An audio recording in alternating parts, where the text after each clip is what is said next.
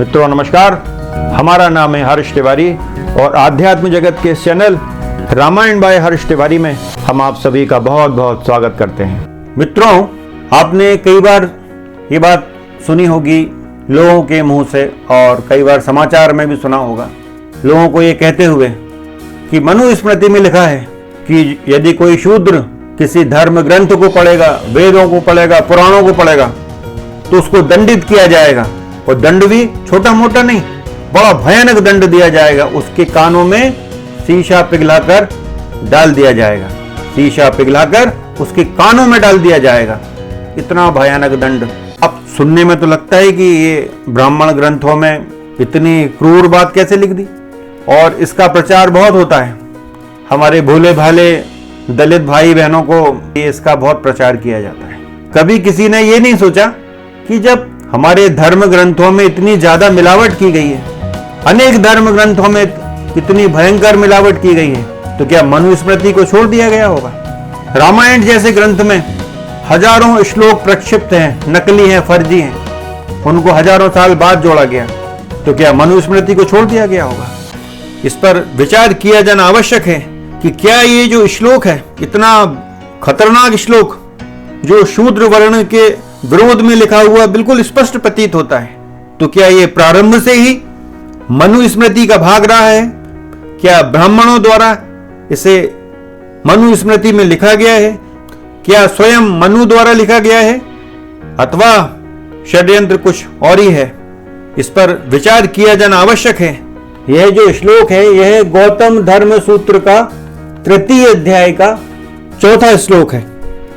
इससे मिलते जुलते श्लोक मनु संहिता में भी पाए जाते हैं, लेकिन चित्र में हमने जो ये श्लोक लिखा है ये गौतम धर्म सूत्र का श्लोक है, 3 अध्याय का 4था श्लोक, और इसका 3रा श्लोक भी, इसके पहले का श्लोक भी लगभग ऐसा ही है। लेकिन इस श्लोक का अर्थ तो आपने देख लिया कि कितना भयानक अर्थ है इसका, लेकिन सबसे महत्वपूर्ण बात है कि इसका जरा इस अध्याय का 2 श्लोक भी देखा जाए कि वो क्या कह रहा है।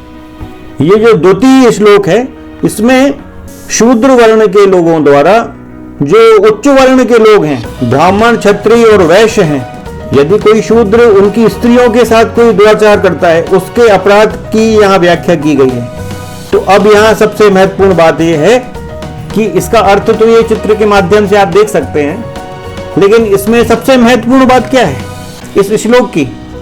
सबसे महत्वपूर्ण बात यहाँ यह है कि इस श्लोक में केवल ब्राह्मण, क्षत्रिय और वैश्य वर्ण को ही आर्य कहा गया है, और शूद्र को इसमें आर्य शब्द में सम्मिलित नहीं किया गया है। शूद्रों को आर्यों से अलग माना गया है। इसमें जो स्त्रियों के प्रति अपराध दिखाया जा रहा है तो वो स्त्रियां जो हैं वो आर्य हैं, ब्राह्मण स्त्री, क्षत्रिय स्त्री और वैश्य स्त्री, लेकिन इसमें शूद्र वर्ण को सम्मिलित नहीं किया गया है। ऐसा कब से होने लगा कि आर्य शब्द कहा जाए और उसमें केवल 3 ही वर्ण आए? इस श्लोक में स्पष्ट कहा गया है कि आर्य शब्द में केवल 3 ही वर्ण आएंगे, ब्राह्मण, क्षत्रिय और वैश्य। शूद्र इसमें नहीं आ रहे। तो ये तो एक नई चीज पता लगी, जबकि सनातन धर्म प्रारंभ से ही 4 वर्ण और 4 आश्रमों पर आधारित है। तो इस श्लोक में कैसे कह दिया गया कि आर्य में केवल 3 ही वर्ण आएंगे, उच्च वर्ण के लोग, शूद्र नहीं आएंगे इसमें?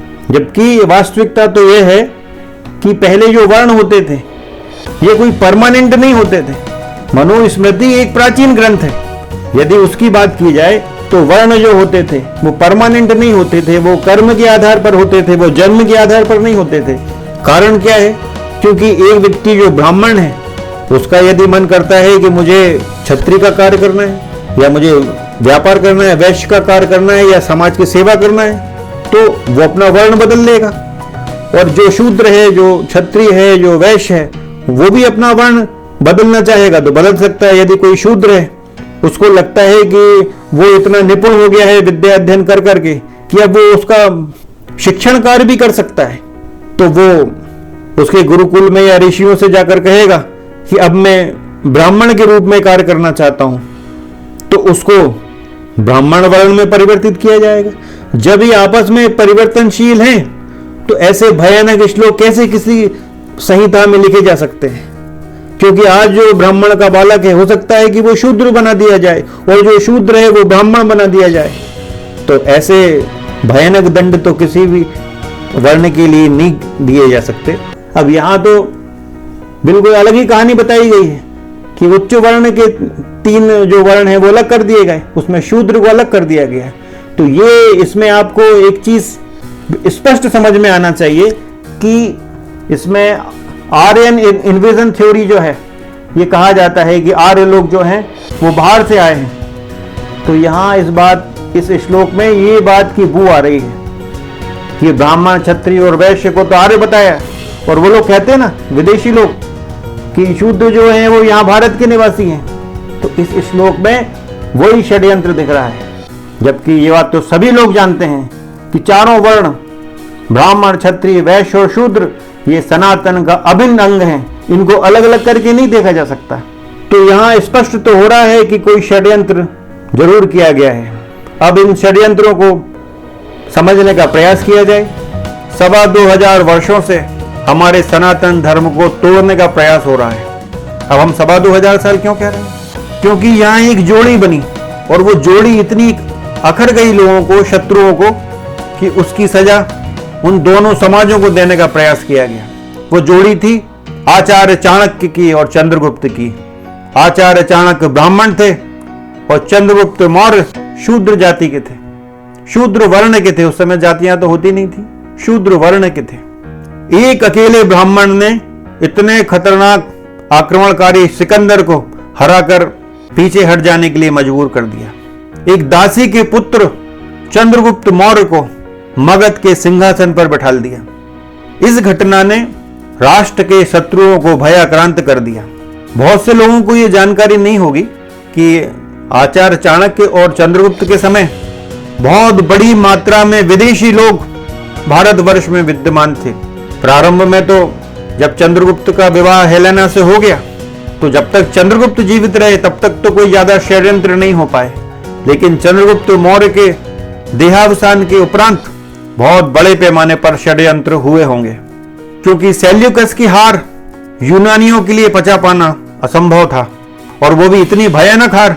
तो हो सकता है कि उन्होंने बदला लेने का प्रयास किया हो। हेलेना एक विदेशी स्त्री थी। कई ग्रंथ ये बताते हैं कि उसने चाणक्य के खिलाफ बहुत षड्यंत्र किया। चाणक्य ब्राह्मण थे, तो इस तरफ किसी का ध्यान नहीं गया है कि हो सकता है कि उस समय हमारे धर्म ग्रंथों से भी बहुत बड़े स्तर पर छेड़छाड़ की गई हो। धर्म ग्रंथों से छेड़छाड़ कर कर आपस में लड़वाने के लिए कि ये बौद्धों ने किया, ये जैनों ने किया, ये ब्राह्मणों ने किया, इनको आपस में लड़वा दो। काम किसी और का, क्योंकि उस समय विदेशी शक्तियां भारत में बहुत शक्तिशाली थी। भले ही चंद्रगुप्त ने हरा दिया था और दूसरे राष्ट्र के लोग भी भारत में उस समय विद्यमान थे, तो अकेला यूनानियों पर इल्जाम नहीं लगाया जा सकता। और भी अनेक दूसरे राष्ट्रों के लोग भारत में विद्यमान थे। और सम्राट अशोक के बाद जब भारतवर्ष में बहुत अधिक मजबूत राजा कुछ वर्षों तक नहीं हो पाए, उस समय के बाद फिर से यूनानी क्षत्रपों ने भारत के बहुत बड़े हिस्से पर अपना अधिकार जमा लिया था। हो सकता है उस समय ये छेड़छाड़ की गई हो, क्योंकि चाणक्य और चंद्रगुप्त का जो ये गठजोड़ था, एक ब्राह्मण शिक्षक चाणक्य ने एक दासी के शूद्र पुत्र को भारत का इतना महान सम्राट बना दिया। ये हो सकता है कि कुछ लोगों को ये बात पची ना हो, और तभी से इन दोनों वर्गों के बीच में खाई खोदने का कार्य किया गया हो। तो इसमें बहुत हद तक सफलता मिली। फिर लेकिन विद्वान लोग भारत में प्रकट हुए, उन्होंने इस खाई को भरने का प्रयास किया और लगभग भर ही दी। लेकिन फिर हम लोग बहुत लंबे अरसे तक गुलाम रहे। गुलामी का वह दौर लंबा होता चला गया। भारतीय समाज की सारी आशाएं निराशाओं में बदलती गईं। हमारी प्राचीन मान्यताओं को बार बार ठेस पहुंचाई गई। उन्हें जानबूझकर बार बार तिरस्कृत किया गया, अपमानित किया गया। हमारे धार्मिक ग्रंथों की खिल्ली उड़ाई गई। जितना अपमान किया जा सकता था किया गया। जो वर्ग थोड़े से कमजोर रह गए थे, उन्हें और कमजोर किया गया। हमारी वर्ण व्यवस्था का जो प्राचीन ढांचा था, वो पूरी तरह चरमरा गया।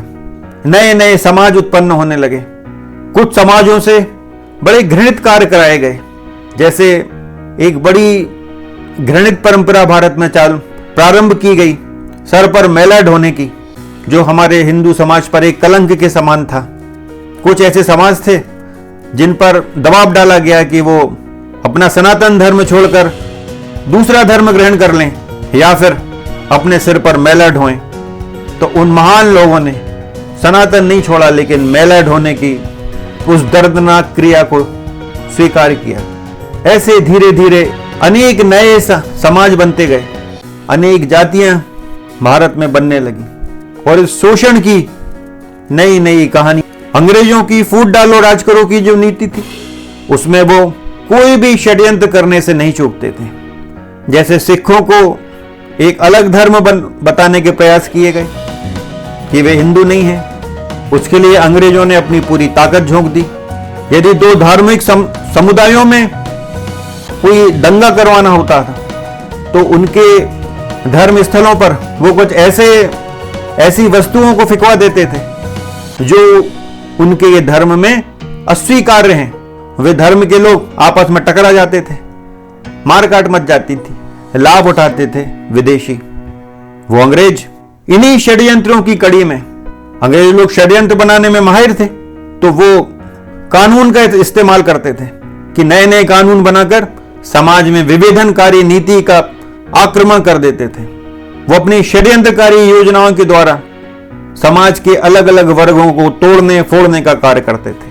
तो धीरे धीरे उन्होंने सामाजिक जो ताना बाना था उसको समाप्त करने का कार्य किया और आपस में कुछ ऐसे कार्य किए गए अंग्रेजों के षड्यंत्रों द्वारा कि आपस में नफरत पैदा कर दी गई। जो समाज सहस्त्राब्दियों से हिलमिल कर रहता था, सभी का आपस में सहयोग था, प्रेम था, स्नेह था, उस समाज में नफरत के बीज घोल दिए गए। और इस लंबी गुलामी की अवधि ने भारत में एक बड़ा शोषित और वंचित वर्ग पैदा कर दिया और धीरे धीरे ये जो शोषित वंचित वर्ग था, इसकी स्थिति खराब होती चली गई। वो सभ्य से असभ्य होते चले गए, गरीब से गरीबतर होते चले गए, बुनियादी आवश्यकताओं तक से वो वंचित होते चले गए। अनेक बुराइयां भारत के समाज में घुल मिल गई, जैसे अस्पृश्यता, छुआछूत, ऐसी अनेक कुरीतियां भारत के जनमानस में फैल गईं, या ऐसा कहें कि षड्यंत्र पूर्वक फैला दी गईं और समाज में धीरे धीरे जातिवाद का जहर घोल दिया गया। एक ऐसा माहौल बनाया गया इन अंग्रेजों के डिवाइड एंड रूल पॉलिसी द्वारा कि आपस में जो भाईचारा था वो एक नफरत में बदल जाए और जो शोषित वर्ग है उसका शोषण तो बढ़ता चला जाए। तो ये व्यवस्था जब बढ़ गई और भारत में एक बहुत बड़ा वर्ग अति शोषित वर्ग की स्थिति में आ गया, तब कहते हैं ना, जैसा कि भगवान ने श्रीमद् भगवद गीता में कहा है, यदा यदा ही धर्मस्य ग्लानिर्भवति भारत अभ्युत्थानम अधर्मस्य तदात्मानं सृजाम्यहम्। भगवान श्री कृष्ण अर्जुन से कहते हैं, हे भरतवंशी अर्जुन, जब जब धर्म की हानि और अधर्म की वृद्धि होती है तब तब ही मैं अपने आप को साकार रूप में प्रकट करता हूं। इसका अर्थ यह भी है कि मैं अपने रूपों को रचता हूं। भगवान ने अपने श्रीमुख से कहा है। तो जब एक वर्ग जो भारतीय समाज का अभिन्न अंग था वो बहुत कमजोर दीनहीन स्थिति में पहुंच गया, तब एक ईश्वर पुत्र भारत में पैदा हुआ जिसने इस शोषित वर्ग के उत्थान के लिए तन मन धन से बहुत योगदान किया। उनका नाम है बाबा साहब भीमराव अंबेडकर। और भी अनेक महान मनीषी हुए इस शोषित वर्ग को इस शोषण से निकालने के लिए, लेकिन डॉक्टर भीमराव अंबेडकर जी का बहुत बड़ा योगदान रहा। बाबा साहब अंबेडकर ने सामाजिक कुरीतियों का विरोध तो किया ही, लेकिन जो हिंदू धर्म ग्रंथों में जो ऐसी विषाक्त बातें जोड़ दी गई थी जो समाज के लिए, विशेषकर शोषित समाज के लिए बड़ी कष्टकारी थी, वैसे तो उनका प्रयोग नहीं होता था। जैसे मनुस्मृति का प्रयोग तो सैकड़ों वर्ष पूर्व ही खत्म हो गया था, लेकिन अंग्रेजों ने उसमें जो भयानक मिलावट कर दी गई थी वो एक जहर के समान थी और वो शोषित समाज के लिए बड़ी पीड़ादायी थी। तो अंग्रेजों की सबसे जो प्रचलित नीति थी, फूट डालो राज करो, डिवाइड एंड रूल, उन्होंने तो इसको बड़ा चढ़ाकर प्रस्तुत किया होगा, इसमें कोई संदेह नहीं। बाबा साहब अंबेडकर ने इन सब बातों का बहुत बढ़ चढ़कर विरोध किया और वो विरोध करना आवश्यक भी था, क्योंकि वे बातें जो मनुस्मृति, गौतम धर्म सूत्र जैसे ग्रंथों में जो जोड़ दी गई थी अंग्रेजों के षड्यंत्रों द्वारा, उनका विरोध बहुत आवश्यक था, क्योंकि वे कलंक के समान थी सनातन धर्म पर। तो बाबा साहब अंबेडकर के इस कार्य के लिए उनको बार बार प्रणाम किया जाना चाहिए। अब यदि मनुस्मृति ये पहले से ही कह रही होती कि कोई शूद्र किसी भी धर्म ग्रंथ का, वेद पुराण उपनिषद का अध्ययन नहीं कर सकता, तो फिर वाल्मीकि ने रामायण कैसे लिख दी? अभी 5500 वर्ष पूर्व वेदव्यास सारे पुराणों की रचना कैसे कर दी? वाल्मीकि भी ब्राह्मण नहीं थे, वेदव्यास भी ब्राह्मण नहीं थे। और माता शबरी, जिनका भगवान श्री राम ने इतना सम्मान किया है, वे भी शूद्र थी, शाबर जाति की भीलनी थी। वे कैसे तपस्वी नहीं हो गई? उन्होंने भी गायत्री मंत्र का अनुष्ठान किया होगा, क्योंकि बिना गायत्री की साधना के तो कोई सिद्ध हो ही नहीं सकता। और एक नाम श्रवण कुमार का बड़ा लिया जाता समाज में माता पिता की सेवा करने के लिए, लेकिन लोगों को यह बात पता नहीं है श्रवण कुमार की जो माता थी वो शूद्र थी और उनको वाल्मीकि रामायण में महान तपस्विनी कहा गया है। इसका अर्थ है ना कि चारों वर्णों के लोगों को तपस्या का अधिकार रहा है प्रारंभ से ही। इस विषय में भगवान श्री राम और निषाद राजगुरु की मैत्री का उदाहरण भी दिया जा सकता है। यह मैत्री तो जग प्रसिद्ध है। श्री राम गुरु को बड़े गर्व के साथ अपना मित्र बताकर उसे बार बार अपने हृदय से लगा लेते थे। उन दोनों ने साथ में एक ही गुरुकुल में शिक्षा प्राप्त की थी। जब निषाद राजगुरु गुरुकुल में रहे होंगे तो उनका उपनयन संस्कार भी हुआ होगा। अब निषाद राजगुरु जो थे वो तो शूद्र थे, इसका मतलब शूद्रों का भी उपनयन संस्कार होता होगा। वैदिक शिक्षा तो तभी दी जा सकती है ना जब उपनयन संस्कार दिया गया हो। इसका अर्थ सीधा सीधा यह है कि चारों वर्ण के लोगों का उपनयन संस्कार होता था। अब त्रेता युग से जरा कलयुग में आए तो महापद्मनंद जो हुए हैं वो एक शूद्र राजा हुए हैं, जो नंद वंश का इतिहास कहा जाता है। आप यदि ढूंढेंगे इतिहास के पुस्तकों में, वीडियोस में, तो आपको मिल जाएगा। महापद्मनंद जो थे धनानंद के पिता थे, तो महापद्मनंद तो शूद्र थे और उन्होंने जो राजकाज अपना संभाला पूरा वैदिक रीति से ही उन्होंने अपना राजकाज किया। और जब महापद्मनंद राजा बने तो उनका किसी भी ब्राह्मण ने यह कहकर विरोध तो नहीं किया कि अरे शूद्र है कैसे राजा बन सकता है। ऐसा तो नहीं हुआ, बल्कि ब्राह्मणों ने ही उनका राज्याभिषेक किया होगा, वो भी वैदिक मंत्रों से ही किया होगा। उनके अनेक महामात्य थे, अमात्य थे, वो ब्राह्मण थे। पाणिनि जैसे महान विद्वान ब्राह्मण महापद्मनंद के परम मित्रों में से एक थे। और उस समय तो न्याय संहिता के नाम पर मनु संहिता ही चलती थी, जैसे आज के जमाने में भारतीय न्याय संहिता न्याय के लिए चलती है। भारतीय न्याय संहिता के पहले भारतीय दंड संहिता चलती थी, जिसमें आपने सुना होगा कि 302 में हत्या का दंड दिया गया है और भी अनेक जो दंड दिए गए हैं। तो आज के समय में भारतीय दंड संहिता परिवर्तित करके नई दंड संहिता बनाई गई है, वो भारतीय न्याय संहिता है। प्राचीन भारत में तो मनुस्मृति के आधार पर ही न्याय होते थे, तो महापद्मनंद तो उसी के अनुसार न्याय करते थे। और जब महापद्मनंद या नंद वंश के अन्य राजा, कोई भी धार्मिक अनुष्ठान करते होंगे, क्योंकि वो तो वैदिक रीति से अपना राजकाज चलाते थे, जब भी वे कोई धार्मिक अनुष्ठान करते होंगे तो हर धार्मिक अनुष्ठान तो वैदिक मंत्रों से ही किया जाता है। कोई भी यज्ञ हवन सारे वैदिक मंत्रों से होते हैं। तो क्या हवन करते समय वो अपने कान बंद कर लेते थे, कहीं उनके कान में वो वैदिक मंत्र ना पड़ जाएं? और वे तो राजा थे, राजपद पे स्थापित थे। नंद वंश के लोग भले ही वे वर्ण से शूद्र क्यों ना हो, लेकिन वे राज गद्दी पर विराजमान थे। तो ये ब्राह्मण लोग तो उनके कर्मचारी थे, तो कान तो बंद करेंगे नहीं। उन्होंने पूरी विधियों में साथ दिया होगा, ब्राह्मणों का, आचार्यों का, सारी वैदिक रीति रिवाजों का पालन किया होगा, अनेक मंत्र स्वयं बोले होंगे। तो ऐसा कैसे हो सकता है कि उन्होंने कभी विरोध किया हो या उनको पंडितों ने कहा हो कि अरे अरे आप वैदिक मंत्र नहीं सुन सकते, ये तो संभव नहीं है ना। इसका साफ साफ अर्थ यह है कि ये बाद में फूट डालो राज करो की नीति के अंतर्गत ये सब चीजें हमारे धर्म ग्रंथों में जोड़ी गई हैं और खासकर विशेषकर मनु स्मृति में जोड़ दी गई ताकि सनातन को खंड खंड करने का उनका जो प्रयास था उसको सफल किया जा सके। आचार्य चाणक्य ने जब चंद्रगुप्त को अपना शिष्य बनाया, उसको गुरुकुल में शिक्षा दीक्षा दी, तो क्या चंद्रगुप्त मौर्य का उपनयन संस्कार नहीं हुआ होगा? विद्या अध्ययन की अनेक ऐसी विधियां हैं जिसमें जनेऊ का बड़ा स्थान है, तो इसका मतलब चंद्रगुप्त मौर्य का भी उपनयन संस्कार हुआ होगा।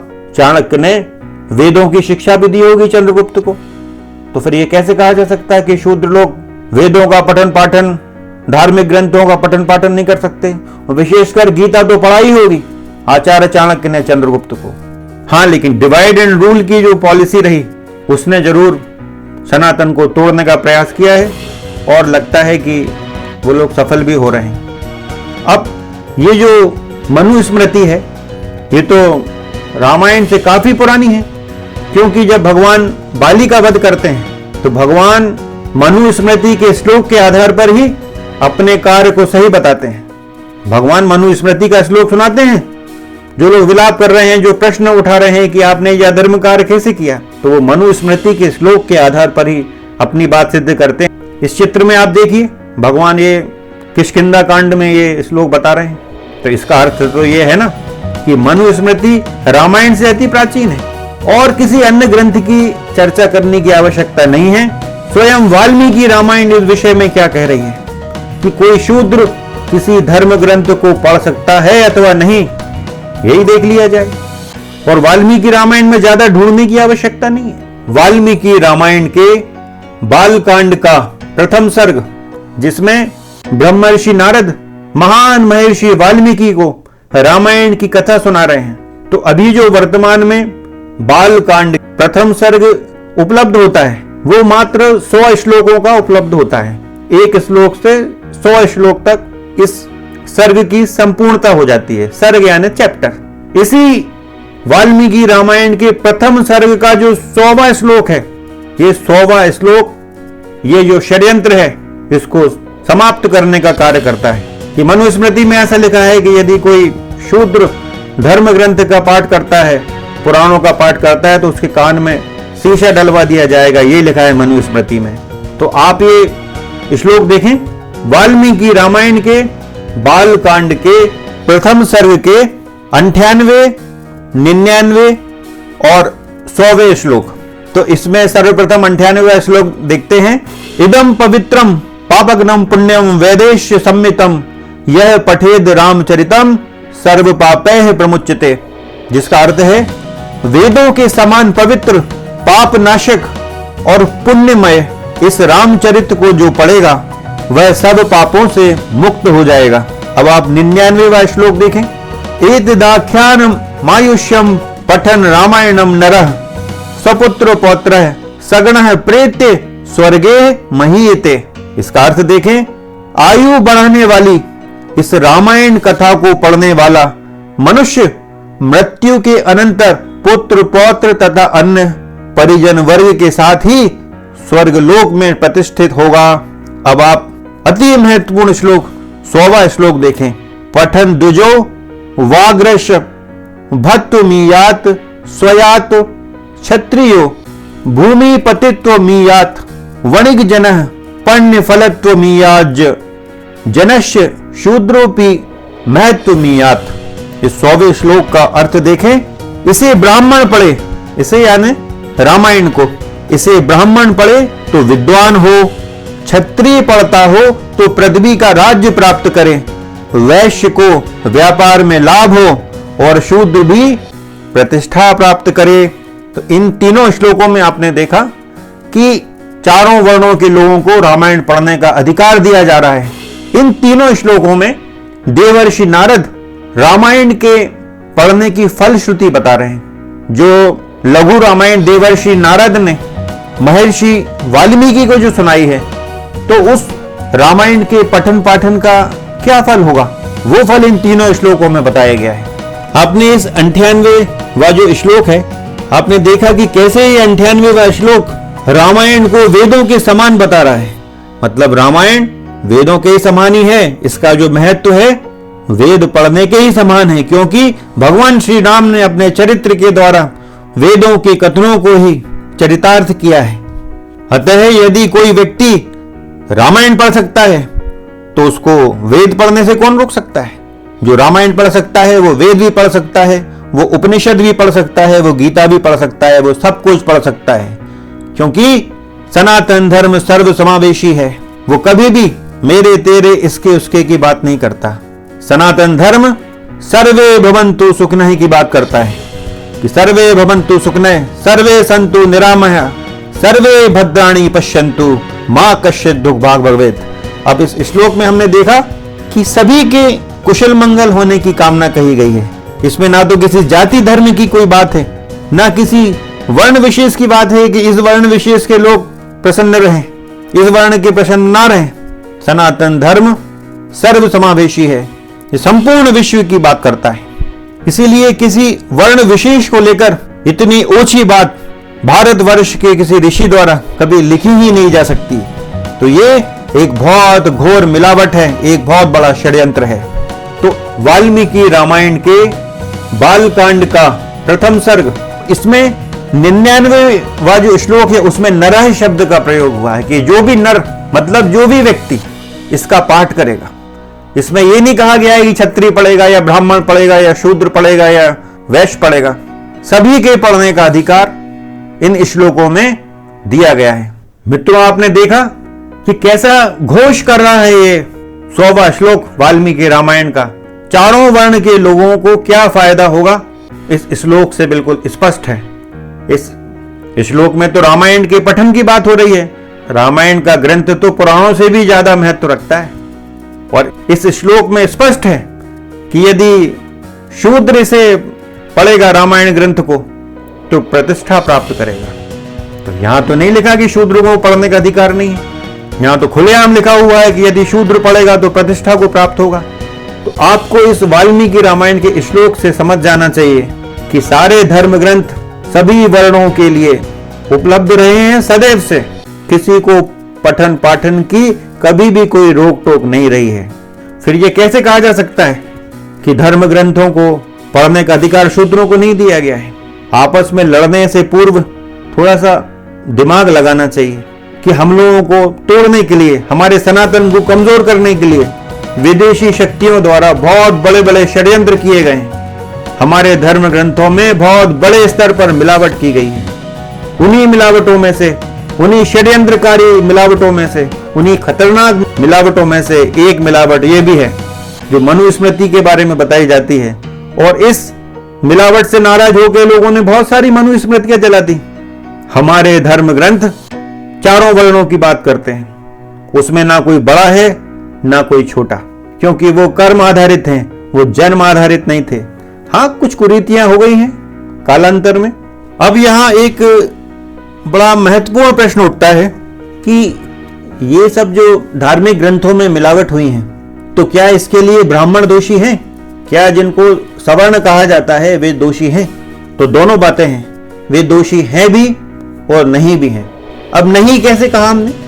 नहीं इसलिए कह सकते हैं क्योंकि जब ये मिलावटें की गई अंग्रेजों के शासन काल में, तो हम सभी लोग गुलाम थे।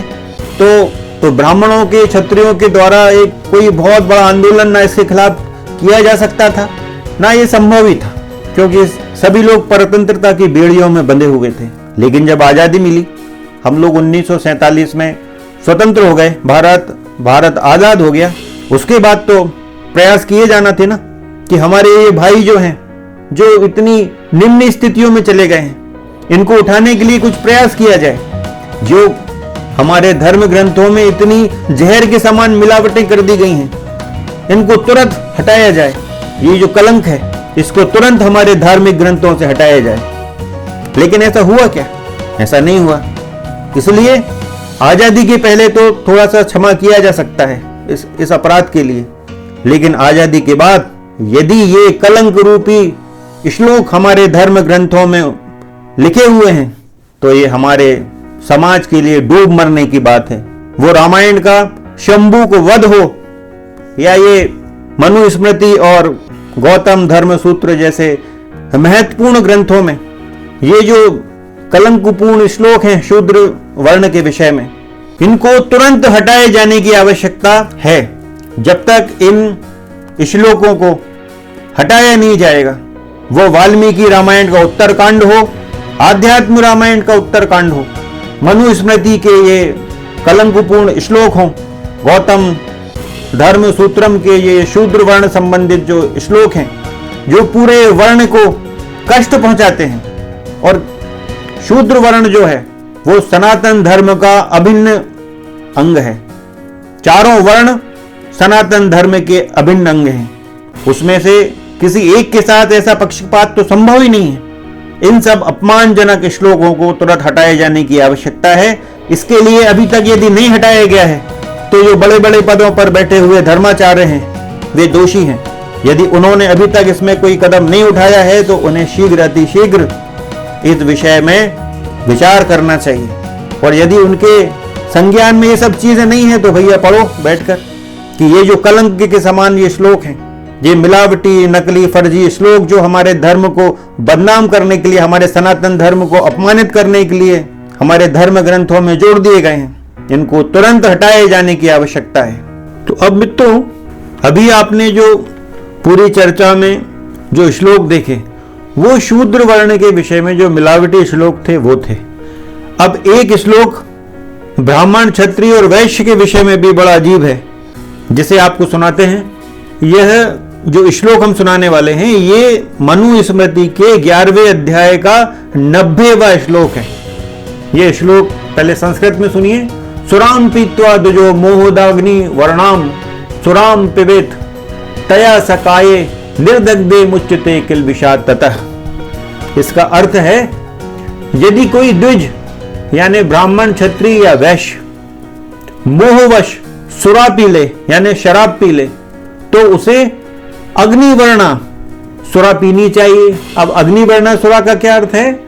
ऐसी शराब जो अत्यंत गर्म आग के समान तप्त हो, तप रही हो, खौलती हुई शराब उसको पीना चाहिए। और ऐसी शराब पी के वो क्या करे? जब वह उसके शरीर को जला ले तब वह अपने पाप से मुक्त हो जाता है।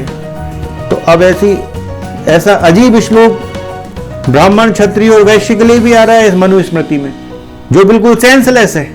क्योंकि क्षत्रियों को तो चूंकि वो योद्धा होते हैं, उनको युद्ध में जाना होता है, तो उनके लिए सुरा मदिरा वर्जित नहीं है। ब्राह्मणों के लिए जरूर वर्जित है, क्योंकि जो असली ब्राह्मण हैं, जो आजकल बड़े दुर्लभ हो सकते हैं, जिन ब्राह्मणों की बात मनु स्मृति में कही गई है, वैसे ब्राह्मणों के लिए जरूर निषिद्ध है मदिरा।